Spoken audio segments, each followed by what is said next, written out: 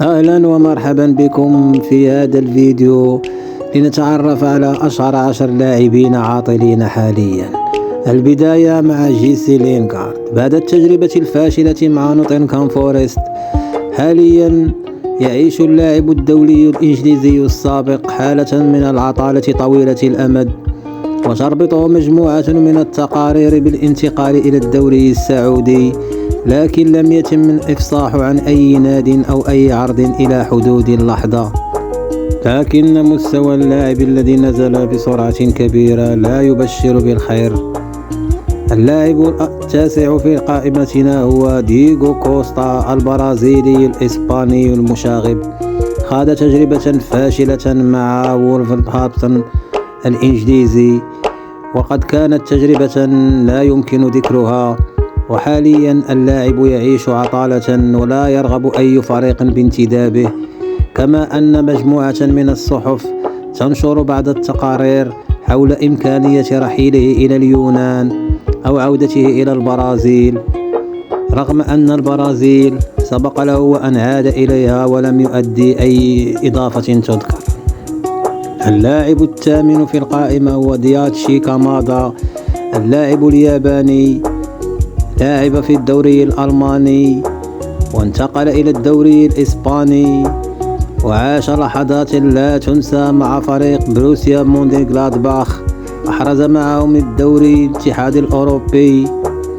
ومع ذلك فمع نهاية عقده لم يتم التجديد له، وحاليا هنالك تقارير تربطه بليفربول وأتلتيكو مدريد وإي سي ميلان، ولكن أتلتيكو مدريد هو الأقرب لتعويض رحيل جواو فيليكس، لكن دخول الهلال السعودي قد ينسف جميع الآمال.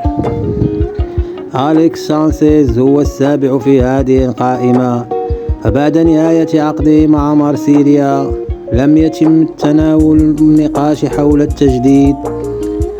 حاليا اللاعب يدرس مجموعة من العروض، فنوتنغهام فورست وانتر ميلان وبرشلونة كلهم يريدون انتدابه، كل حسب رغبته. فبرشلونة يراه تعويض ديمبيلي بالمجان، والانتر نظرا لاكتسابه الخبرة معه. اللاعب السادس هو لوكاس مورا، نجم توتنهام السابق، والذي ما إن انتهى عقده حتى تم التخلي عنه، واللاعب حاليا يعيش حالة من العطالة، ويرجح النزول في مستوى لوكاس لأمور نفسية غير قابلة للعلاج. فاللاعب تدهورت حالته النفسية والبدنية بشكل غريب، وانتقل من أيقونة برازيلية إلى عبء كبير على النادي. وحاليا تحدث فابريزيو رومانو إلى أن ساو باولو هو منقذ اللاعب.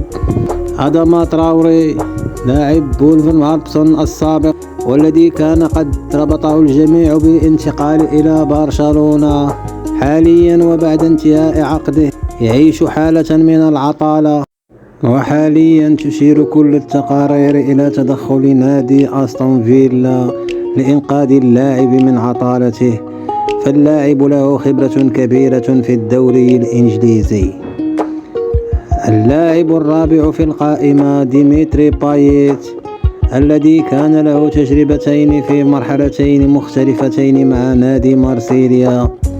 أعلن عن نهاية العلاقة مع النادي بانتهاء عقده، وتشير التقارير إلى تدخل نادي ويست هام. وحاليا اللاعب يخوض مجموعة من المفاوضات مع النادي الإنجليزي ومع بعض النوادي في البطولة الأمريكية. اللاعب الثالث في القائمة دافيد دخيا، نجم حراسة المرمى الإسباني، الذي حرس عرينا مانشستر لسنوات. انتهى عقده مع النادي الإنجليزي ولم يتم الاتفاق على التجديد، وتشير مجموعة من التقارير إلى ارتباط الحارس بالنصر السعودي، وكذلك بفريق بايرن ميونخ الألماني فيما تقارير أخرى أشارت إلى عودته إلى إسبانيا من بوابة إشبيليا. اللاعب الثاني هو النجم المستشفيات، لاعب ريال مدريد الذي لم يلعب الكرة، إيدين هازارد، والذي ينتظر عرضا مناسبا وإلا فسوف يعلن الاعتزال. هذا اللاعب الأضحوكة الذي كان فقاعة في تشيلسي وانفجر في وجه باريس وريال مدريد كان لابد أن يعتزل من سنوات، ومع ذلك فقد أصر على إتمام عقده والحصول على كل أمواله. يا له من أضحوكة، يا له من نصاب. هذا هو صراحة أكبر فخر. اللاعب الأول في قائمتنا هو سيرجيو راموس، أيقونة دفاع ريال مدريد، والذي صال وجال لسنوات عديدة وحقق الألقاب بعرق جبينه، وهو لاعب لا يمكن إلا اعتباره أسطورة في الدفاع. فبعد انتهاء عقده مع باريس سان جيرمان لم يحاد فاتح أحد في موضوع التجديد، وحاليا هنالك مجموعة من التقارير تربط بالانتقال إلى انترناسيونال ميامي التي يلعب فيها صديقه في باريس سان جيرمان ميسي، وكذلك هنالك فريق لوس أنجلوس غالاكسي، بالإضافة إلى فريقين سعوديين. وإلى هنا تنتهي الحلقة، وإلى اللقاء.